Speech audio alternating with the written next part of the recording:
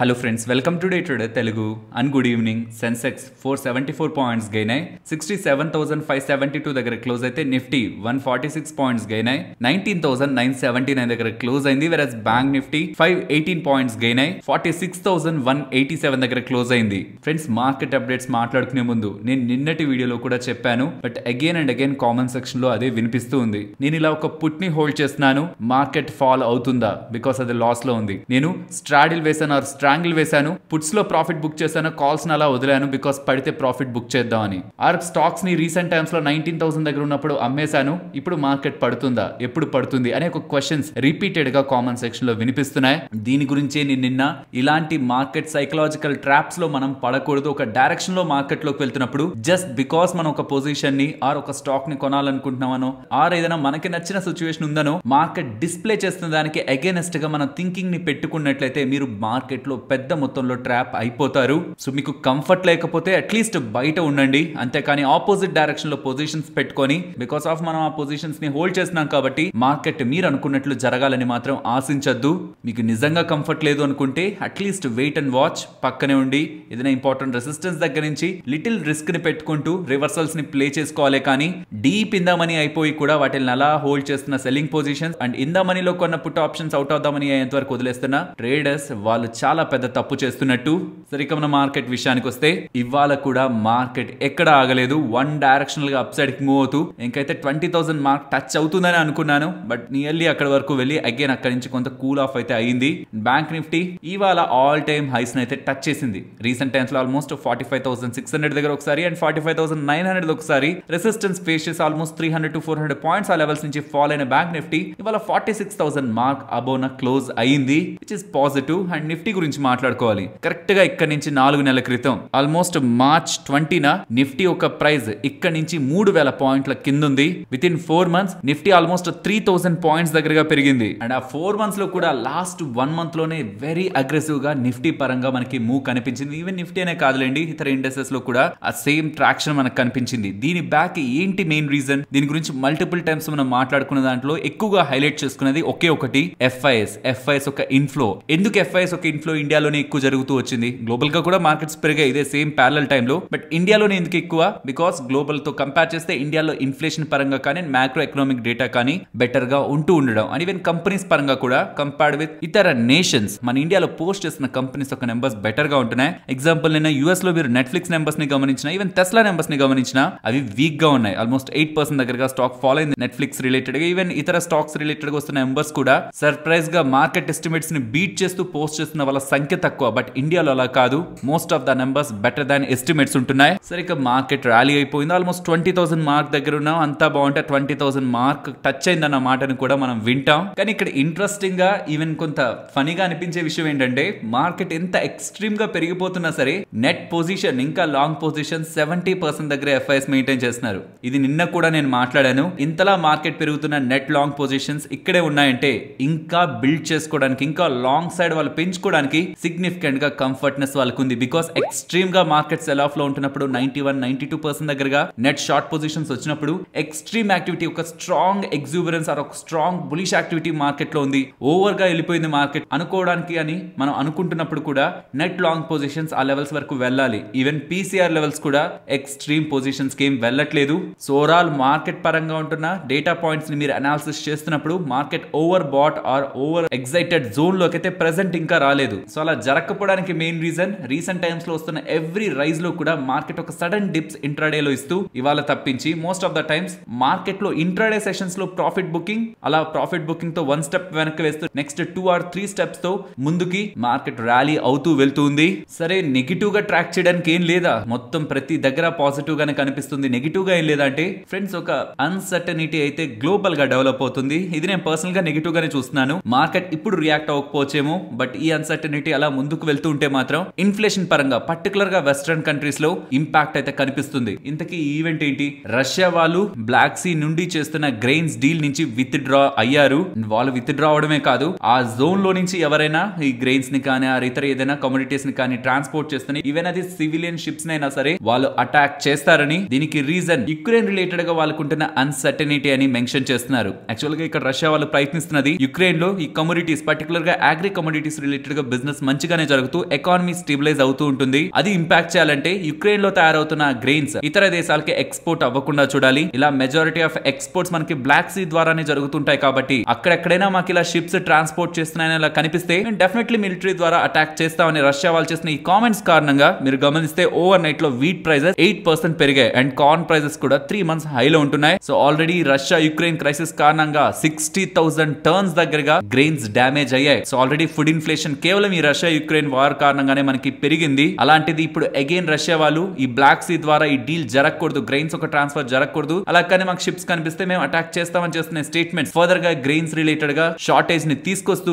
Particular గా western world లో food inflation or food related గా ఉంటున్న ప్రైజెస్ ని పెంచే ప్రయత్నం అయితే ఈ ఒక్క అన్సర్టనిటీ ఇన్ఫ్లేషన్ రిలేటెడ్ గా ఇంపాక్ట్ తీసుకురాగలదు. అండ్ ఈవెన్ నవంబర్ 2024 లో కూడా ప్రెసిడెన్షియల్ ఎలక్షన్స్ ఉన్నాయి కాబట్టి దానికి ముందు నెలల్లో ప్రజల పైన పడుతున్న ఈ భారాన్ని కూడా అక్కడ యుఎస్ గవర్నమెంట్ సీరియస్ గానే తీసుకుంటుంది. సో చూడాలి అప్కమింగ్ టైమ్స్ లో ఈ ఒక్క ఇంపాక్ట్ కారణంగా ఫుడ్ ఇన్ఫ్లేషన్ అండ్ దాని కారణంగా సెంట్రల్ బ్యాంక్స్ ఇన్ఫ్లేషన్ పెరుగుతుంది కాబట్టి మేము కూడా వడ్డీ రేట్లు పెంచుతామని ఒక హాకీ స్టోన్ ఏమైనా తీసుకొస్తారా అని. అండ్ ఇలా జరుగుతూ గ్లోబల్ గా కానీ ఇలా ఇన్ఫ్లేషన్ పెరుగుతూ ఇలా food supplies or grains related గా కొరత నెలకొంటూ ఉంటే దెన్ ఇండియన్ గవర్నమెంట్ కూడా స్టెప్ ఇన్ అయి ఇండియా నుంచి ఎక్స్పోర్ట్ అవుతున్న వాటిని కొంత రిస్ట్రిక్ట్ చేస్తూ ఇండియాలో ఇన్ఫ్లేషన్ పెరగకుండా చూసే ప్రయత్నం కూడా ఇండియన్ గవర్నమెంట్ చేస్తుంది. కాబట్టి ఏ కంపెనీస్ అయితే ఎక్స్పోర్ట్స్ రిలేటెడ్ గా ఎక్కువ ఆధారపడి ఉంటాయో లైక్ రైస్ కంపెనీస్ కానీ షుగర్ కంపెనీస్ కానీ ఏవైతే ఎక్స్పోర్ట్స్ బ్యాన్ చేస్తే ఇంపాక్ట్ అవుతాయో అగ్రి కమోడిటీస్ రిలేటెడ్ గా వాటి పరంగా కూడా మనం అప్కమింగ్ టైమ్స్ లో గవర్నమెంట్ తగ్గించి ఆర్డర్స్ ని ఎక్స్పెక్ట్ చేయొచ్చు. సో ఉన్న ఓన్లీ నెగిటివ్ గ్లోబల్ గా ఇప్పుడు వస్తున్న అప్డేట్ ఇది ఎప్పటిదో కాదు, రీసెంట్ ఫ్యూ అవర్స్ బ్యాక్ వస్తున్నదే. సో ఈ అప్డేట్ కారణంగా గ్లోబల్ ఫుడ్ ప్రైసెస్ పెరుగుతూ ఇన్ఫ్లేషన్ పెరుగుతుంది అండ్ దాని కారణంగా వడ్డీ రేట్లు అండ్ అది స్టాక్ మార్కెట్ ని నెగిటివ్ గా ఇంపాక్ట్ చేస్తుందని ఈ నేరేటివ్ ఏదైనా ప్లే అయితే తప్పించి ప్రెసెంట్ అయితే గ్లోబల్ గా ఉంటున్న every macro data point positive గానే ఉంది. జాబ్ స్ట్రాంగ్ గా ఉంటున్నాయి, మ్యాక్రో పిక్చర్ మొత్తం జీడిపి కానీ అండ్ ఇండస్ట్రియల్ ప్రొడక్షన్ డేటా కానీ housing sales data and retail sales and consumer sentiment data మొత్తం to out and out economy strong గా ఉంది, జాబ్స్ డేటా స్ట్రాంగ్ గా ఉంది అండ్ ఇన్ఫ్లేషన్ కూల్ ఆఫ్ అవుతుంది. ఇవన్నీ కంబైన్ అవుతున్నాయి, గ్లోబల్ మార్కెట్స్ ని ర్యాలీకి తీసుకువెళ్తున్నాయి. కానీ రష్యా వాళ్ళు తీసుకుంటున్న ఈ స్టెప్ మార్కెట్స్ ఒక స్పీడ్ కి బ్రేక్స్ వేస్తుందా లేదా అన్నది. ఈ ఫుడ్ ప్రైసెస్ పెరుగుతున్నాయి కదా, ఓవర్ నైట్ వీట్ ప్రైసెస్ 8% పెరిగింది అనుకున్నాం, అలా అప్కమింగ్ టైమ్స్ లో కూడా ఈ ఫుడ్ ప్రైసెస్ అలా పెరిగిపోతున్నాయా లేదా రష్యా వాళ్ళు వెనక్కి తగ్గి వదులుతున్నారు, షిప్స్ ని అలో చేస్తున్నారు అన్నప్పటి నుంచి కొంత కూల్ ఆఫ్ అవుతున్నాయన్న దాన్ని బట్టి ఆధారపడి ఉంటుంది. కాబట్టి ఈ ఈవెంట్ ని ఎవరైనా మార్కెట్ రిలేటెడ్ గా అన్సర్టనిటీ ఉంటుందా అని ట్రాక్ చేయాలనుకుంటున్న వాళ్ళు ఈ ఈవెంట్ ని ట్రాక్ చేయాల్సి ఉంటుంది. అండ్ ఓవరాల్ మార్కెట్ పరంగా నా వ్యూ 20,000 మార్క్ దగ్గరకు వస్తున్నప్పుడు అయితే కొంత కంఫర్ట్ దొరకట్లేదు. సో ఇప్పటి వరకు మెయింటైన్ చేసిన బులిష్ వ్యూ ని ఇక్కడతో ఎండ్ చేయాలనుకుంటున్నాను. అలానే బేరిష్ గా కూడా టర్న్ అవ్వట్లేదు. 20,000 మార్క్ నాకు 2 days క్లోజింగ్ కావాలి. సో 2 days అబౌవ్ గా నా 20,000 మార్క్ అబౌవ్ క్లోజ్ అవుతుంటే దెన్ ఫర్దర్ గా నేను మార్కెట్ రిలేటెడ్ గా ఉంటున్న option chain data and price action బట్టి నేను ఫర్దర్ వ్యూ ని తీసుకుంటాను. బట్ యాజ్ ఆఫ్ నౌ ఈ 20,000 మార్క్ దగ్గరకు వస్తున్నప్పుడు ఇంత ర్యాలీ తర్వాత ఈ పాయింట్ నుంచి కూడా బులిష్ గా ఇంట్రాడే అండ్ పొజిషనల్ ట్రేడ్స్ ని నేను పర్సనల్ గా క్యారీ చేయాలనుకోవట్లేదు. 20,000 మార్క్ అబౌవ్ 2 day క్లోజింగ్ తర్వాత మనం మన వ్యూ ని మాట్లాడుకునే ప్రయత్నం చేద్దాం. ఫ్రెండ్స్, ఇలా మార్కెట్ డేటాని అనాలిసిస్ చేస్తూ వీడియోని మీ ముందుకు తీసుకురావడానికి మేము పెడుతున్న ఎఫర్ట్స్ మీకు వాల్యుబుల్ గా అనిపిస్తూ ఉంటే మన వీడియోని తప్పకుండా లైక్ చేయండి. ఫస్ట్ ఇవాళ మార్కెట్ క్లోజ్ అయ్యాక వచ్చిన అప్డేట్ 4:13 అరౌండ్ వచ్చిన ఎల్ఎన్టీ అప్డేట్ గురించి మాట్లాడుకోవాలి. ఎల్ఎన్టీ వాళ్ళు చెప్తున్నది జూలై 25th బోర్డు సమావేశాన్ని ఏర్పాటు చేసి share buyback and special dividend related గా డెసిషన్ తీసుకుంటారని చెప్తున్నారు. ఇది మార్కెట్ క్లోజ్ అయ్యాక వచ్చింది కాబట్టి డెఫినెట్లీ ఎల్ఎన్టీ రిలేటెడ్ గా మనం పాజిటివ్ గా ఎక్స్పెక్ట్ చేయొచ్చు రేపటి సెషన్ లో. నెక్స్ట్ ఐటీసీ స్టాక్ ని వాళ్ళ గమనించారా, స్ట్రాంగ్ గా వన్ డైరెక్షనల్ గా మూవ్ అవుతూ వెళ్ళింది కదా. దీని రిలేటెడ్ గా కొన్ని ఇంట్రెస్టింగ్ అప్డేట్స్ ఉన్నాయి. ఐటీసీ వాళ్ళు హోటల్ బిజినెస్ ఒక డీమర్జర్ ని ఆగస్ట్ 12th జరగబోతున్న వాళ్ళ యాన్యువల్ జనరల్ మీటింగ్ లో అనౌన్స్ చేయబోతున్నారని అండ్ ఇవాళ ఐటీసీ ఒక మార్కెట్ క్యాపిటల్ కూడా 6 lakh crore కి టచ్ అయింది కాబట్టి యూజువల్ గా ఐటీసీ బిజినెస్ లో ఈ హోటల్ బిజినెస్ 4% దగ్గరగా బిజినెస్ ఇస్తుంటుంది కాబట్టి 6 lakh crore లో అరౌండ్ 4% అంటే nearly 20 to 25,000 crore market capital తో ఐటీసీ ఒక హోటల్ బిజినెస్ ని డీమర్జర్ చేస్తారని ఒక ఎక్స్పెక్టేషన్స్ కూడా మార్కెట్ లో ఉన్నాయి. అండ్ నెక్స్ట్ రిలయన్స్ ఇండస్ట్రీస్ గురించి మాట్లాడుకోవాలి. ఇక్కడ నుంచి 2 days బ్యాక్ చేసిన వీడియోలో రిలయన్స్ బిగ్ అలర్ట్ అని జియో ఫైనాన్షియల్ సర్వీసెస్ రిలేటెడ్ గా రాబోతున్న ఫ్రీ షేర్ గురించి మనం మాట్లాడుకున్నాం కదా. బికాస్ రిలయన్స్ అనే ఒక పేరెంట్ కంపెనీ నుంచి ఒక బిజినెస్ డీమర్జ్ అవబోతుంది. రిలయన్స్ స్ట్రాటజిక్ ఇన్వెస్ట్మెంట్ అనే పేరుతో డీమర్జ్ అయి కొత్త పేరుతో జియో ఫైనాన్షియల్ సర్వీసెస్ అనే ఒక పేరుతో మార్కెట్ లోకి వచ్చి లిస్ట్ అవబోతుంది. జరగబోతుంది. దాని రిలేటెడ్ ఉన్న ఈచ్ అండ్ ఎవ్రీ డీటెయిల్ నేను ఈ వీడియోలో ఎక్స్ప్లెయిన్ చేశాను. అండ్ అందులోనే చెప్పాను జూలై 20న మనకి స్పెషల్ సెషన్ జరగబోతుంది. Morning Wednesday closing price Reliance ఎంత ఉంది అండ్ ఆ స్పెషల్ సెషన్ లో ఇవాళ 9 to 10 జరిగిన స్పెషల్ సెషన్ లో ఎంత ప్రైస్ కి రిలయన్స్ డిస్కవర్ అయింది. Let's say Reliance industries Wednesday 100 rupees కి క్లోజ్ అయి ఇవాళ థర్స్డే మార్నింగ్ జరిగిన 1 అవర్ సెషన్ లో 80 రూపీస్ కి ట్రేడ్ అయి ఉంటే దెన్ ఆ మిగిలిపోయిన 20 రూపీస్ వాల్యూయే జియో ఫైనాన్షియల్ సర్వీసెస్ వాల్యూ అవుతుంది. రిమైనింగ్ 80 రూపీస్ రిలయన్స్ ఇండస్ట్రీస్ లోంచి జియో ఫైనాన్షియల్ సర్వీసెస్ తీసేస్తే మిగిలిన ఎంటైర్ బిజినెస్ వాల్యూ అవుతుంది. అలా చూస్తే నిన్నటి క్లోజింగ్ రిలయన్స్ రిలేటెడ్ గా 2842 అండ్ ఇవాళ 2580 అరౌండ్ దగ్గరగా మార్నింగ్ జరిగిన 1 అవర్ స్పెషల్ సెషన్ లో రిలయన్స్ ఒక ప్రైస్ డిస్కవర్ అయింది. అలా చూస్తే నిన్నటి క్లోజింగ్ తో ఇవాళ స్పెషల్ సెషన్ లో ఉంటున్న ప్రైస్ ని కంపేర్ చేసినప్పుడు Reliance stock 261 rupees 85 paise or 9.21% fall అయింది. కాబట్టి ఈ పర్టికులర్ ప్రైస్ ని మనం Jio financial services stock price related గా మనం వాల్యూ ని చేస్తాం. సరే ఇప్పుడు ఆ Jio financial services stock trade అవుతుందా? అవ్వదు. మరి అవ్వడానికి ఇదంతా చేయడం ఎందుకు? ఇలా స్పెషల్ సెషన్ ని కండక్ట్ చేసి స్టాక్ ప్రైస్ ని ఇలా డిఫరెన్షియేట్ చేయడం ఎందుకు ఇంత హెడేక్ ని తీసుకుంటున్నారు అంటే రిలయన్స్ వాళ్ళు 20 జూలైన రికార్డ్ డేట్ గా ప్రకటించేశారు. మీన్స్ ఆ రోజుతో జియో ఫైనాన్షియల్ సర్వీసెస్ కి రిలేటెడ్ గా ఉంటున్న బిజినెస్ రిలయన్స్ ఇండస్ట్రీస్ లో ఇక ఉండదు అని చెప్పేశారు. అలాంటప్పుడు రిలయన్స్ లో అది లేనప్పుడు రిలయన్స్ స్టాక్ ప్రైస్ ఫాల్ అవ్వాలి. సో ఇలా ఒక స్పెషల్ సెషన్ ని కండక్ట్ చేసి ఎంతైతే ఒక ప్రైస్ జియో ఫైనాన్షియల్ సర్వీసెస్ కి మార్కెట్ ఇవ్వాలనుకుంటుందో ఆ ప్రైస్ ని ఫిక్స్డ్ గా పెడుతూ ఇండెక్స్ లో అలా ఉంచే ప్రయత్నం జియో ఫైనాన్షియల్ సర్వీసెస్ లిస్ట్ అయ్యేంత వరకు చేస్తారు. లిస్ట్ అయ్యి వన్స్ ట్రేడ్ అవడం స్టార్ట్ చేశాక వాల్యుయేషన్స్ ని అడ్జస్ట్ చేసి ఇండెక్స్ ని రీబ్యాలెన్స్ చేస్తారు. బట్ అంతవరకు ఇండెక్స్ పైన ఎటువంటి ఇంపాక్ట్ ఉండకూడదంటే ఈ స్పెషల్ సెషన్ లో ఏదైతే వాల్యూ అరైజ్ అయిందో జియో ఫైనాన్షియల్ సర్వీసెస్ కి అదే వాల్యూని ఇండెక్స్ కి ఉంచుతూ స్టెబిలిటీని మెయింటైన్ చేసే ప్రయత్నం ఇవాళ ఎన్ఎస్ఈ అండ్ బిఎస్ఈ అయితే చేశాయి. బట్ ఇక్కడ ఇంట్రెస్టింగ్ థింగ్ ఏంటంటే around 160 to 200 in the maximum case 200 in the minimum case 140 అనుకున్నారు. కానీ మార్కెట్ 260 రూపీస్ ప్లస్ దగ్గరగా జియో ఫైనాన్షియల్స్ కి వాల్యుయేషన్ అయితే ఇచ్చింది. ఇది కూడా రిలయన్స్ కి మనం పాజిటివ్ గానే చూడాలి. బికాస్ ఎక్కువ వాల్యుయేషన్ జియో ఫైనాన్షియల్స్ కి ఇవ్వాలనే ప్రయత్నంతో ఇవాళ స్టాక్ ఎక్కువ ఫాలో అయ్యుండొచ్చు. కానీ జియో ఫైనాన్షియల్స్ ని పక్కన పెడితే మిగిలిన కంపెనీస్ కూడా ఇండివిజువల్ వాల్యుయేషన్స్ ఉంటాయి కదా. అలా చూసినప్పుడు రీసెంట్ గా ఉంటున్న SOTP valuation sum of the parts valuations ప్రకారం Reliance retail, Jio platforms, renewables business and oil to chemical business వీటన్నిటికి ఇండివిజువల్ గా వాటి వాల్యుయేషన్స్ ప్రకారం ఒక వాల్యూని కడితే టోటల్ గా 2700 రూపీస్ వాటి వాల్యూ అవుతుంది.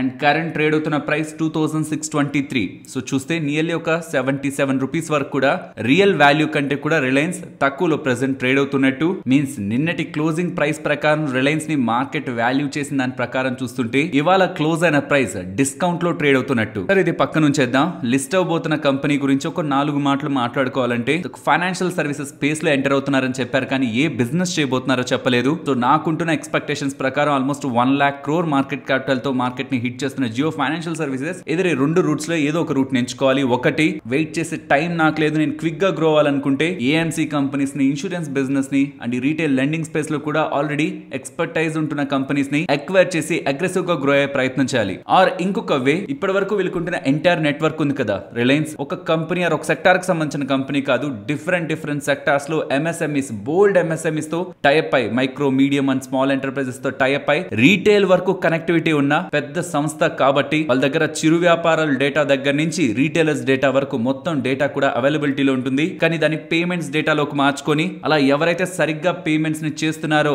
ఆ పేమెంట్స్ లో ఎవరెవరైతే ప్రాపర్ గా ఉన్నారో వాళ్ళది క్రెడిట్ డేటాకి మార్చుకోవడం, వాళ్ళకి లోన్స్ ఇవ్వాలా లేదా, క్రెడిట్ కార్డ్స్ ఇవ్వాలా లేదా, ఈ డేటాకి మార్చుకొని అండ్ వాళ్ళతో నెక్స్ట్ లెండింగ్ బిజినెస్ రిలేటెడ్ గా రిలయన్స్ జియో ఫైనాన్షియల్ సర్వీసెస్ వాళ్ళకని అడుగులు వేస్తుంటే దెన్ దానికి మినిమం 3 to 4 years అయినా పడుతుంది. బికాస్ ఆ డేటా అంతటిని ఆర్గనైజ్ చేసి ఒక ట్రాక్ లోకి తీసుకురావడానికి. And most of the financial services companies అన్ని కూడా ఇప్పుడు లెండింగ్ బిజినెస్ పైనే ఆసక్తి చూపిస్తున్నాయి కాబట్టి జియో ఫైనాన్షియల్ సర్వీసెస్ వాళ్ళు కూడా ఆ స్టెప్ తీసుకుంటారని మార్కెట్ లో ఎక్స్పెక్టేషన్స్ ఉన్నాయి. సో ఇద్దరు క్విక్ గా గ్రో అవ్వాలని ఇతర కంపెనీస్ అండ్ వాళ్ళ దగ్గర ఉంటున్న డేటా ఆర్గనైజింగ్ ని, డేటా ఎక్స్పర్టైజ్ ని తీసుకొని వాళ్ళు గ్రో అవుతారా, లేదు వీళ్ళ ఓన్ గానే డేటాని బిల్డ్ చేసుకుంటూ కొంత టైం వెయిట్ చేసినా పర్లేదు కానీ ఫ్రమ్ ద రూట్ లెవెల్ వీళ్ళే బిల్డ్ చేసుకుని వెళ్తారా అన్నది వెయిట్ చేసి చూడాల్సి ఉంటుంది. అండ్ ఎండ్ చేసే ముందు ఇది క్లియర్ గా చెప్పాలనుకుంటున్నాను, రిలయన్స్ ని హోల్డ్ చేస్తున్న వాళ్ళకి ఇవాళ వాళ్ళ పోర్ట్ఫోలియోలో కనిపిస్తున్నది రియల్ నెగిటివ్ కాదు. దీనికి ఆల్మోస్ట్ ఒక 260 రూపీస్ మీరు యాడ్ చేసుకోవాల్సి ఉంటుంది పర్ షేర్. సో అది ఎప్పుడు వస్తుంది మీ డిమాట్ అకౌంట్ లోకి జియో ఫైనాన్షియల్ సర్వీసెస్ అనే ఒక పేరుతో అని మనకి ఇంకా తెలియదు. కానీ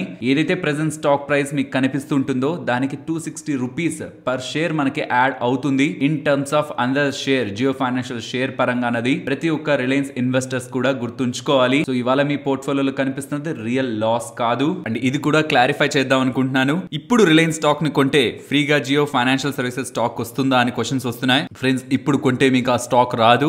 నిన్న మనం కొని ఉండాలి. నిన్నే లాస్ట్ నేను ప్రీవియస్ గా ఉంటున్న వీడియోస్ లో కూడా ఎక్స్ప్లెయిన్ చేశాను. సో జియో ఫైనాన్షియల్ సర్వీసెస్ ఇవాళ కొంటున్న వాళ్ళకి రాదు. ప్రీవియస్ గా కొని హోల్డ్ చేస్తున్న వాళ్ళకి మాత్రమే ఈ స్టాక్ అప్కమింగ్ టైమ్స్ లో మీరు ఎటువంటిది పే చేయాల్సిన నీడ్ లేదు. మీ డీమ్యాట్ అకౌంట్ లోకి యాడ్ అవుతుంది. బికాస్ ఇది ఒక డీమర్జర్. మెయిన్ వాల్యూ ఏదైతే కంపెనీకి ఉంటుందో అందులో నుంచి కొంత వాల్యూ సెపరేట్ అయ్యి ఆ స్టాక్స్ మనకు వస్తుంటాయి. కాబట్టి ఈ రోజుకు ముందు ఎవరైతే బై చేసి పర్టికులర్ ఈ స్టాక్స్ ని హోల్డ్ చేస్తున్నారో వాళ్ళకి మాత్రమే జియో ఫైనాన్షియల్ సర్వీసెస్ అనే కంపెనీ డీమ్యాట్ అకౌంట్ లో అప్కమింగ్ టైమ్స్ లో వచ్చి యాడ్ అవుతుంది. ఫ్రెండ్స్, ఇలా న్యూస్ అప్డేట్స్ ని అనాలిసిస్ చేస్తూ మీ ముందుకి కంటెంట్ తీసుకురావడానికి మేం పెడుతున్న ఎఫర్ట్స్ మీకు వాల్యుబుల్ గా అనిపిస్తూ ఉంటే మన వీడియోని తప్పకుండా లైక్ చేయండి. నెక్స్ట్ డాక్టర్ రెడ్డిస్ గురించి మాట్లాడుకోవాలి. వీళ్ళ శ్రీకాకుళం కి సంబంధించిన ఏపీఐ మ్యానుఫ్యాక్చరింగ్ ఫెసిలిటీ రిలేటెడ్ గా యుఎస్ఎఫ్డే వల్ల 2 ఇన్స్పెక్షన్స్ జరిగాయి. ఒకటి ప్రీ అప్రూవల్ ఇన్స్పెక్షన్. ఇక్కడ తయారవుతున్న ఒక పర్టికులర్ డ్రగ్ యుఎస్ కి వెళ్ళబోతుంది. అలా రానివ్వాలా లేదా డ్రగ్ ని సరిగ్గా ఉన్నాయా లేదా డ్రగ్ ని మ్యానుఫ్యాక్చర్ చేసిన ఫెసిలిటీస్ అని చెక్ చేసేది ప్రీ అప్రూవల్ ఇన్స్పెక్షన్. అది జరిగింది.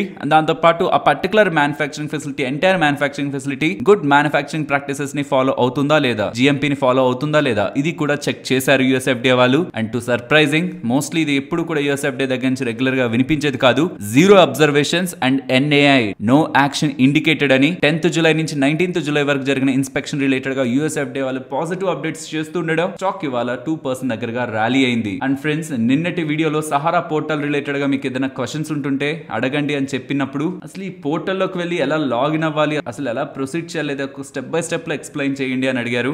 సపరేట్ వీడియో చేసే కాన్సెప్టే, బట్ మీకు ఇమీడియట్ గా చెప్పే ప్రయత్నం చేస్తే మీకు యూజ్ అవుతుంది అనుకుని ఈ న్యూస్ వీడియోలోనే కవర్ చేస్తున్నాను. ఇది ఇంట్రెస్ట్ లేని వాళ్ళు నెక్స్ట్ టాపిక్ మూవ్ అవచ్చు, ఆర్ఎల్స్ తెలుసుకొని ఇతరులకు హెల్ప్ చేయాలనుకుంటున్న వాళ్ళైనా ఈ ప్రాసెస్ ని వినొచ్చు. జస్ట్ ఇక్కడ ఇంగ్లీష్ ఉంది కదా, ఇది ఇంగ్లీష్ ని క్లిక్ చేయండి మీరు వెబ్సైట్ ఓపెన్ చేశాక. లేదంటే హిందీయే కనిపిస్తుంటుంది మొత్తం. ఇంగ్లీష్ ని క్లిక్ చేసి డిపాజిటర్ రిజిస్ట్రేషన్ దా అక్కడ క్లిక్ చేయండి. నెక్స్ట్ మీ ఆధార్ కి ఒక నెంబర్ ఉంటుంది కదా, ఆధార్ నెంబర్ ఉంటుందా, అందులో లాస్ట్ 4 డిజిట్స్ ని అండ్ ఆధార్ కి లింక్ అయిన మొబైల్ నెంబర్ ని ఎంటర్ చేసి ఓటీపీని క్లిక్ చేయండి. నెక్స్ట్ ఓటీపీని ఎంటర్ చేశాక మీ ఆధార్ డేటాని మేము యూజ్ చేసుకోవడానికి మాకు పర్మిషన్ ఇవ్వండి అనేలా కన్సెంట్ ని అడుగుతారు. అక్కడ టర్మ్స్ అండ్ కండిషన్స్ దగ్గర టిక్ చేసి ఐ అగ్రీ అని క్లిక్ చేసి నెక్స్ట్ క్లిక్ చేయండి. నెక్స్ట్ మళ్ళీ మీ ఆధార్ నెంబర్ ని ఎంటర్ చేసి గెట్ ఓటీపీ దగ్గర క్లిక్ చేసి ఓటీపీని ఎంటర్ చేసి వెరిఫై ఓటీపీని క్లిక్ చేసి నెక్స్ట్ ని క్లిక్ చేయండి. నెక్స్ట్ మీ పర్సనల్ డీటెయిల్స్ ఉంటాయి, మీ పేరు, మీ డేట్ ఆఫ్ బర్త్, మీ హస్బెండ్ ఆర్ ఫాదర్ నేమ్, అవి ఎంటర్ చేయండి. అండ్ తర్వాత ఇంపార్టెంట్ మీ క్లెయిమ్ డీటెయిల్స్, మీ పర్టికులర్ క్లెయిమ్ రిలేటెడ్ గా సహారా రిలేటెడ్ గా మీరు ఏవైతే స్కీమ్స్ లో ఇన్వెస్ట్మెంట్ చేస్తుంటారో, డబ్బులు పెట్టుంటారో కోఆపరేటివ్స్ రిలేటెడ్ గా, వాటి రిలేటెడ్ గా ఉన్న membership number, account number, receipt number, certificate or passbook number, account opening date and ఎంత మీరు డిపాజిట్ చేశారు, ఈ డీటెయిల్స్ అన్నిటిని ఎంటర్ చేస్తూ డిపాజిట్ సర్టిఫికేట్ ని కూడా మీరు ఒక ఫోటో తీసి అప్లోడ్ చేయాల్సి ఉంటుంది. అండ్ మీకు ఏదైనా పార్షియల్ పేమెంట్ వాళ్ళ దగ్గర నుంచి వచ్చిందా రాలేదా, మీరు ఏదైనా లోన్ తీసుకున్నారా సొసైటీ నుంచి, అవన్నీ కూడా పూర్తిగా మీరు ఇక్కడ అప్డేట్ చేయాలి. And next generate claim request form అని ఉంటుంది, అక్కడ క్లిక్ చేసి మీరు అప్పటి వరకు ఫిల్ చేసిన ఎంటైర్ డీటెయిల్స్ ఉంటాయి కదా, ఆ ఎంటైర్ డీటెయిల్స్ ని ప్రింట్ తీసుకోవాలి. అలా తీసుకున్న ప్రింట్ లో మీ ఫోటోని అండ్ సిగ్నేచర్ ని అండ్ అక్కడ అడుగుతున్న కొన్ని డీటెయిల్స్ ని లైక్ మీ అడ్రస్ అడుగుతారు, ఏ బ్యాంక్ లో డిపాజిట్ చేయాలనుకుంటున్నారో డీటెయిల్స్ ఉంటాయి, వీటన్నిటిని ఫిల్ చేస్తూ ఆ వివరాలతో ఉన్న డాక్యుమెంట్ పై మీ ఫోటోని యాడ్ చేసి ఆ ఫోటోకి క్రాస్ గా సిగ్నేచర్ చేయండి. అండ్ బిలో కూడా ఇంకొక సిగ్నేచర్ చేసి ఆ నెక్స్ట్ ప్రాసెస్ లో అప్లోడ్ డాక్యుమెంట్స్ అని ఉంటుంది, అక్కడ డాక్యుమెంట్ ని అప్లోడ్ చేస్తూ మీ పాన్ కార్డ్ నెంబర్ ని ఎంటర్ చేస్తూ ఆ పాన్ కార్డ్ ఒక కాపీని కూడా అప్లోడ్ చేస్తూ మీరు ప్రొసీడ్ అయితే దెన్ మీరు క్లెయిమ్ రిక్వెస్ట్ ని సక్సెస్ఫుల్ గా చేసినట్లు. With in 30 to 45 days me bank account లోకి మనీ వచ్చి యాడ్ అవుతాయనేలా గవర్నమెంట్ ఆఫ్ ఇండియా వాళ్ళైతే అఫీషియల్ గా అప్డేట్ చేస్తున్నారు. ఫ్రెండ్స్, ఇది చాలా మందికి తెలియదు. పర్టికులర్ గా ఇక్కడ పైన హిందీ ఇంగ్లీష్ లో చేంజ్ చేసుకోవడంలోనే చాలా మంది ఇబ్బంది పడుతున్నారు. కాబట్టి ఈ ఒక్క పార్ట్ లింక్ నేను మీకు కామెంట్ సెక్షన్ లో పెడతాను. ఎగ్జాక్ట్ గా ఆ లింక్ మీరు షేర్ చేశారంటే ఆ క్లిక్ చేసిన ప్రతి ఒక్కరికి ఈ సహారా రీఫండ్ రిలేటెడ్ గా ఎక్కడి నుంచి అయితే వాళ్ళు వినాలో అక్కడి నుంచే వీడియో ఓపెన్ అవుతుంది. ఆ లింక్ నేను మీకు కామెంట్ సెక్షన్ లో ఇస్తాను. జస్ట్ అది కాపీ చేసి ఎవరెవరైతే ఈ పోర్టల్ రిలేటెడ్ గా ఇబ్బందులు పడుతున్నారో మనకి తెలిసిన వాళ్ళు ఆర్ మీకు తెలియకుండా కూడా మీ చుట్టుపక్కల చాలా మంది ఉండొచ్చు. కాబట్టి ఇది స్టేటస్ లా పెట్టుకోండి. డెఫినెట్లీ అర్థం కాక ఇబ్బంది పడుతున్న ప్రతి ఒక్కరికి కూడా ఇది హెల్ప్ఫుల్ గా ఉంటుంది. అండ్ నెక్స్ట్ నెగిటివ్ అప్డేట్స్ ఇవి. First, Shree cement ministry of corporate affairs వాళ్ళు వీళ్ళ రిలేటెడ్ గా ఇన్స్పెక్షన్ చేస్తున్నారనే అప్డేట్స్. పర్టికులర్ గా వీళ్ళ గురించి శ్రీ సిమెంట్ వాళ్ళ రిలేటెడ్ గా టాక్స్ ఎవేజన్ లైక్ ప్రాపర్ గా వీళ్ళు టాక్స్ కట్టట్లేదనేలా ఎప్పటి నుంచో ఆరోపణలు ఉన్నాయి. దాని రిలేటెడ్ గా ప్రీవియస్ గా ఇన్కమ్ ట్యాక్స్ డిపార్ట్మెంట్ వాళ్ళు కూడా ఇన్వెస్టిగేషన్ చేస్తున్నారనే అప్డేట్స్ కూడా మనకు వచ్చాయి. కానీ ఇప్పుడు మినిస్ట్రీ ఆఫ్ కార్పొరేట్ అఫైర్స్ దగ్గర నుంచి ఇన్స్పెక్షన్ నోటీస్ వీళ్ళకి లభించిందని వస్తున్న అప్డేట్స్ తో స్టాక్ ఇవాళ ఫాలో అయింది. అండ్ నెక్స్ట్ కృష్ణా డయాగ్నోస్టిక్స్ గురించి మాట్లాడుకోవాలి. నేషనల్ హెల్త్ మిషన్ లో భాగంగా రాజస్థాన్ రాజస్థాన్ నుంచి వీళ్ళకి ప్రీవియస్ గా లభించిన డయాగ్నోస్టిక్ ఆర్డర్ రిలేటెడ్ గా వీళ్ళు ఒక నెగిటివ్ అప్డేట్ అయితే చేశారు. As a part of the tender previous గా అలాట్ చేసిన టెండర్ రిక్వైర్మెంట్స్ లో భాగంగా టెండర్ ఇచ్చిన వాళ్ళకి కృష్ణ డయాగ్నోస్టిక్స్ వాళ్ళకి మధ్యన కొన్ని డిసగ్రిమెంట్స్ జరిగాయని అండ్ ఈవెన్ వీళ్ళు ఎంతగానో ట్రై చేస్తున్నా ఫైనలీ ఆ ఆర్డర్ అయితే వాళ్ళు క్యాన్సిల్ చేసుకున్నారనేలా కృష్ణ డయాగ్నోస్టిక్స్ వాళ్ళు అప్డేట్స్ చేస్తూ ఉండడం. సో మేలో ఇదే సేమ్ ఆర్డర్ రాజస్థాన్ గవర్నమెంట్ దగ్గర నుంచి లభించింది. బికాస్ రాజస్థాన్ గవర్నమెంట్ వాళ్ళు ఫ్రీ డయాగ్నోస్టిక్ ఇనిషియేటివ్ లో భాగంగా ఈ బిగ్ ఆర్డర్ ని అందించారు అని కృష్ణ డయాగ్నోస్టిక్స్ వాళ్ళు అప్డేట్స్ చేసినప్పుడు స్టాక్ ప్రైస్ ర్యాలీ అయింది. అంతే విధంగా ఇవాళ ఎంత ఫాల్ అయింది అలానే ర్యాలీ అయింది ఆ టైంలో. బట్ అగైన్ ఇప్పుడు ఆర్డర్ క్యాన్సిల్ అవుతుంది అని వస్తున్న అప్డేట్స్ తో స్టాక్ రిలేటెడ్ గా ఇవాళ ఇంత ఇంపాక్ట్ ని మనం చూడడం జరిగింది. నెక్స్ట్ ఎలక్ట్రా గ్రీన్ టెక్ గురించి మాట్లాడుకోవాలి. ఎలక్ట్రిక్ వెహికల్ బసెస్ ని తయారు చేసే వీళ్ళు 150 ఎకర్స్ ల్యాండ్ లో green field electric vehicle manufacturing ఫెసిలిటీని సీతాంపూర్ హైదరాబాద్ లో కన్స్ట్రక్షన్ చేయబోతున్నట్లు అండ్ ఆ ఆర్డర్ ని కన్స్ట్రక్షన్ రిలేటెడ్ గా చేయబోతున్న ఆర్డర్ ని మేఘా ఇంజనీరింగ్ వాళ్ళకి ఇస్తున్నట్లు MEIL వాళ్ళకి ఇస్తున్నట్లయితే అప్డేట్స్ చేశారు. ఫ్రెండ్స్ ఇక్కడ ఒక డిస్క్లోజర్ చేయాలి. ఈ MEIL వాళ్ళు ఉన్నారా, Megha engineering and infrastructure limited వాళ్ళు ఈ ఎలక్ట్రా గ్రీన్ టెక్ రిలేటెడ్ గా ఒక పేరెంట్ కంపెనీ. మీన్స్ ఈ ఎలక్ట్రా గ్రీన్ టెక్ లిమిటెడ్ అనేది MEIL వాళ్ళకి సంబంధించిందే. సో ఇది ఒక రిలేటెడ్ పార్టీ ట్రాన్సాక్షన్ అవుతుంది. టర్మ్స్ అండ్ కండిషన్స్ అన్ని సరిగ్గా ఉంటే రిలేటెడ్ పార్టీ ట్రాన్సాక్షన్ ఎటువంటి ఇష్యూ ఉండదు. బట్ కేవలం రిలేటెడ్ పార్టీ కాబట్టి ప్రమోటర్ గ్రూప్ కాబట్టి ఉండాల్సిన దానికంటే అధికమైన ప్రైసింగ్ పెడుతూ వాళ్ళకి బెనిఫిట్ చేసే ప్రయత్నం చేస్తేనే మార్కెట్ నెగిటివ్ గా తీసుకుంటుంది. నెక్స్ట్ నెంబర్స్ గురించి మాట్లాడుకోవాలి. ఫస్ట్ నెల్కో నెంబర్స్ అంత ఇంట్రెస్టింగ్ గా ఏం లేవు. మార్జిన్స్ లో డ్రాప్ కనిపిస్తుంది క్వార్టర్ అండ్ క్వార్టర్ బేసిస్ లో. అదర్ ఇన్కమ్ రిలేటెడ్ గా కొంత బెటర్మెంట్ కనిపిస్తుండడం, నెట్ ప్రాఫిట్ లో స్టెబిలిటీ కనిపిస్తున్న ఓవరాల్ నెంబర్స్ మార్కెట్ ఎస్టిమేట్స్ కంటే బిలోనే ఉంటున్నాయి. Next multi speciality hospitals across the India maintain చేసే షాల్బీ వాళ్ళ గురించి మాట్లాడుకోవాలి. వీళ్ళ నెంబర్స్ బెటర్ ఉన్నాయి. Quarter and quarter basis and year on year basis లో వీళ్ళు బెటర్ గ్రోత్ ని తీసుకురాగలిగారు. నెక్స్ట్ DB Corp వీళ్ళు వేరియస్ సెగ్మెంట్స్ ఆఫ్ బిజినెస్ లో ఉంటుంటారు. Like news papers business, radio broadcasting and internet and mobile interactive services, event management, ఇలా different segments లో వీళ్ళు business ని చేస్తూ ఉంటారు. వీళ్ళ రిలేటెడ్ గా నెంబర్స్ వచ్చాయి. నెంబర్స్ మీకు స్క్రీన్ పైన ఉంటాయి. ఇవి యాక్చువల్లీ మార్కెట్ ఎక్స్పెక్టేషన్స్ కంటే వే అబోవ్ ఎస్టిమేట్స్ వచ్చాయి. నెక్స్ట్ జెన్సార్ టెక్నాలజీస్ గురించి మాట్లాడుకోవాలి. రీసెంట్ టైమ్స్ లో ర్యాలీ అవుతే ఎక్స్పెన్సివ్ వాల్యుయేషన్స్ కి వెళ్తున్న స్టాక్ రిలేటెడ్ గా ఇంకా మార్కెట్ పెరిగింది ఆఫ్టర్ రిజల్ట్స్, ఇంకా స్టాక్ పెరిగింది రిజల్ట్స్ తర్వాత అంటే ఖచ్చితంగా అది మార్కెట్ ఎస్టిమేట్స్ ని బీట్ చేసింది అని అనుకోవాలి. ఈవెన్ అది మీకు నెంబర్స్ అండ్ ఈవెన్ మార్జిన్స్ పరంగా కూడా క్లియర్ గా స్క్రీన్ పైన కనిపిస్తుంటుంది. రెవెన్యూస్ పెద్ద గ్రోత్ కనిపించదు కానీ మార్జిన్స్ లో గమనించండి అండ్ క్వార్టర్ ఇయర్ బేసిస్ లో సిగ్నిఫికెంట్ గ్రోత్ ఆన్ మార్జిన్. కాబట్టి రెవెన్యూస్ లో 1.2% గ్రోత్ కనిపిస్తున్న, net profit 31% quarter and 108% year on year basis లో గ్రోత్ మనకి జెన్సార్ టెక్నాలజీస్ దగ్గర నుంచి కనిపించింది. అండ్ ఇవాళ స్టాక్ ప్రైస్ అయితే ఫాలో అయింది కానీ L&T ఫైనాన్స్ రిలేటెడ్ గా నెంబర్స్ బాగున్నాయి. ఆ నెంబర్స్ ఓవరాల్ మీకు స్క్రీన్ పైన కనిపిస్తుంటాయి. కనిపించే నెంబర్సే కాకుండా వీళ్ళ నెట్ ఇంట్రెస్ట్ మార్జిన్ 8 ఇయర్స్ హైలో ఉంది అండ్ రిటర్న్ ఆన్ అసెట్స్ కూడా ఆల్మోస్ట్ 2.15% దగ్గరగా నమోదు చేశారు, which is 14 quarters best. And gross non performing assets, net non performing assets ఇవన్నీ కూడా 7 to 8 ఇయర్స్ బెస్ట్ లో వీళ్ళు నమోదు చేశారు. నెక్స్ట్ కోఫోజ్ వాళ్ళ నెంబర్స్ ని పోస్ట్ చేశారు. వీళ్ళ నెంబర్స్ ఓవరాల్ గా చూస్తున్నప్పుడు మనకి బాగానే కనిపిస్తుంటాయి, ఎక్కడ ఇబ్బంది ఏం కనిపించదు. కానీ ఓవరాల్ మార్కెట్ ఎస్టిమేట్స్ కంటే ఈ నెంబర్స్ లోయర్ సైడ్ వచ్చాయి. అండ్ వీళ్ళు 19 రూపీస్ పర్ షేర్ డివిడెండ్ ని కూడా డిక్లేర్ చేశారు. అండ్ నెక్స్ట్ ఎంఫసిస్ వాళ్ళు 50 rupees per share final dividend ని FY23 కి వీళ్ళు డిక్లేర్ చేయడం జరిగింది. నెక్స్ట్ తాన్లా గురించి మాట్లాడుకోవాలి. తాన్లా వాళ్ళ ఓవరాల్ నెంబర్స్ మార్కెట్ ఎక్స్పెక్టేషన్స్ కంటే బెటర్ గానే ఉంటున్నాయి. నెక్స్ట్ హ్యాట్సన్ గురించి మాట్లాడుకోవాలి. ఇంట్రెస్టింగ్ ఉంటాయి నెంబర్స్, బట్ దానికి ముందు వీళ్ళు ప్రకటించిన డివిడెండ్ ని కూడా ఒకసారి గమనించండి. వీళ్ళు ప్రతి షేర్ కి 6 రూపీస్ దగ్గరగా డివిడెండ్ ని డిక్లేర్ చేశారు. అండ్ ఆ డివిడెండ్ కి రికార్డ్ డేట్ 27th జూలై అంటున్నారు. నెక్స్ట్ వీళ్ళ నెంబర్స్ విషయానికి వస్తే ఓవరాల్ రెవెన్యూస్ లోనూ ఇంప్రూవ్మెంట్ ఉంది అండ్ మార్జిన్స్ పరంగా గమనిస్తున్న quarter and year on year basis లో మనకి ఇంప్రూవ్మెంట్ స్ట్రాంగ్ గా కనిపిస్తుంది. ఇలా నెంబర్స్ లో ఇంతలా పర్టికులర్ గా మార్జిన్స్ లో ఈ గ్రోత్ రావడానికి మెయిన్ రీజన్ ఇలా ఎక్స్పెన్సెస్ సైడ్ మీరు గమనిస్తే నెంబర్స్ లో డీప్ గా 5% దగ్గరగా ఎక్స్పెన్సెస్ తగ్గాయి. అండ్ ప్రీవియస్ గా ఉంటున్న మిల్క్ ఇన్ఫ్లేషన్ కంటే రీసెంట్ టైమ్స్ లో మిల్క్ ఇన్ఫ్లేషన్ తగ్గుతూ ఉండడం, ఓవరాల్ వీళ్ళ మిల్క్ ప్రొడక్షన్ రిలేటెడ్ గా కాస్ట్ ని రెడ్యూస్ చేస్తూ ఉండడం వీళ్ళ మార్జిన్స్ లో సిగ్నిఫికెంట్ జంప్ ని తీసుకొచ్చింది. కాబట్టి రెవెన్యూస్ పరంగా కేవలం ఇయర్ ఆన్ ఇయర్ కంపారిజన్ లో 7% పెరిగిన రెవెన్యూస్ ఇలా మార్జిన్స్ లో వస్తున్న హ్యూజ్ అప్ సైడ్ టిక్ తో అది ప్రాఫిటబిలిటీ సైడ్ 54% గ్రోత్ గా నమోదైంది. మీన్స్ టాప్ లైన్ లో 7% గ్రోత్ ఉంటే ఆపరేటింగ్ సైడ్ కి వచ్చేసరికి 34% గ్రోత్ అండ్ ప్రాఫిటబిలిటీలోకి వచ్చేసరికి అది 54% growth on year even quarter basis లో కూడా ఒక significant growth hats and agro వాళ్ళు తీసుకురాగలిగారు.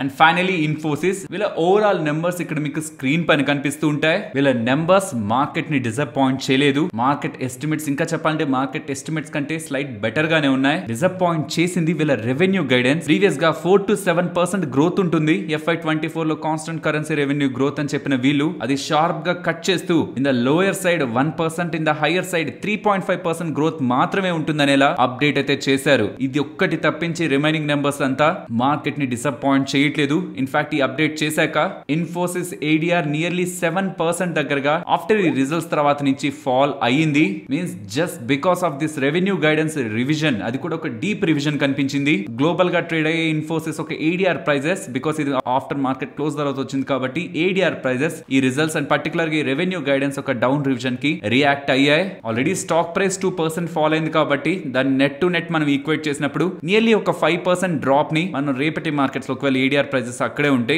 ఎక్స్పెక్ట్ చేయొచ్చు. మేబీ ఓపెనింగ్ చాలా బులిష్ గా ఓవరాల్ మార్కెట్ ఉండే అదేమైనా కవర్ చేస్తుందేమో చూడాలి ఇన్ఫోసిస్ రిలేటెడ్ గా. But as of now market ని నెంబర్స్ పెద్దగా డిసప్పాయింట్ చేయలేదు. అదేంటి కొన్ని ఏరియాస్ లో వాళ్ళు క్వార్టర్ అండ్ క్వార్టర్ బేసిస్ లో డిక్లైన్ అయ్యారు. అండ్ ఇంకొన్ని సెగ్మెంట్స్ పర్టికులర్ గా ఎంప్లాయ్ హెడ్ కౌంట్ కూడా కన్సిక్యూటివ్ గా 2 క్వార్టర్స్ నుంచి డౌన్ అవుతుంది. ఇవి నెగిటివ్సే కదా అంటే friends, overall entire IT index 2023 starting నుంచి ఇప్పటి వరకు 9% దగ్గరగా పెరిగితే ఇన్ఫోసిస్ మాత్రం ఈ రీసెంట్ టైమ్స్ లో వచ్చిన ర్యాలీని ఇంక్లూడ్ చేసుకొని చూస్తున్నా ఆల్మోస్ట్ ఒక 4% దగ్గరగా నెగిటివ్ గా ఉంది. సో అలా చూస్తున్నప్పుడు ఆల్మోస్ట్ ఒక 13 to 14% divergence on IT index తోనే ఇన్ఫోసిస్ కుంది. మీన్స్ ఆల్రెడీ మార్కెట్ నెక్స్ట్ కొన్ని క్వార్టర్స్ వరకు ఇన్ఫోసిస్ బెటర్ నెంబర్స్ పోస్ట్ చేయదని ఒక నమ్మకంతోనే ఉంది. కాబట్టి ఇప్పుడు వచ్చిన ఈ నెంబర్స్ మార్కెట్ ని పెద్దగా సర్ప్రైజ్ చేయలేదు అంత నెగిటివ్ గా. బట్ కట్ చేసిన గైడెన్స్, దట్ సిగ్నిఫికెంట్ గా కట్ చేసిన గైడెన్స్ ఉంది చూసారా, అది మార్కెట్ ని డిసప్పాయింట్ చేసింది. నెక్స్ట్ నిఫ్టీ అలాగే bank Nifty support and resistance present levels నుంచి డౌన్ సైడ్ 19,950. ఇవాళ మీరు గమనిస్తే సెకండ్ హాఫ్ లో మార్కెట్ ఫాలో అవుతున్నప్పుడు అక్కడే సపోర్ట్ తీసుకుంది అండ్ అది బ్రేక్ అయితే 19,887.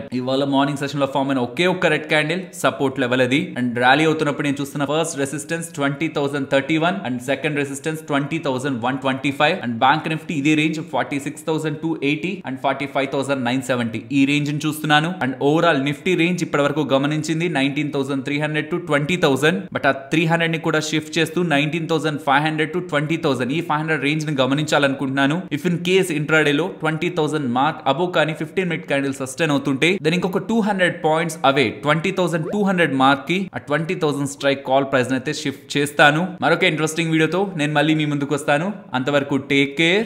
జై హింద్.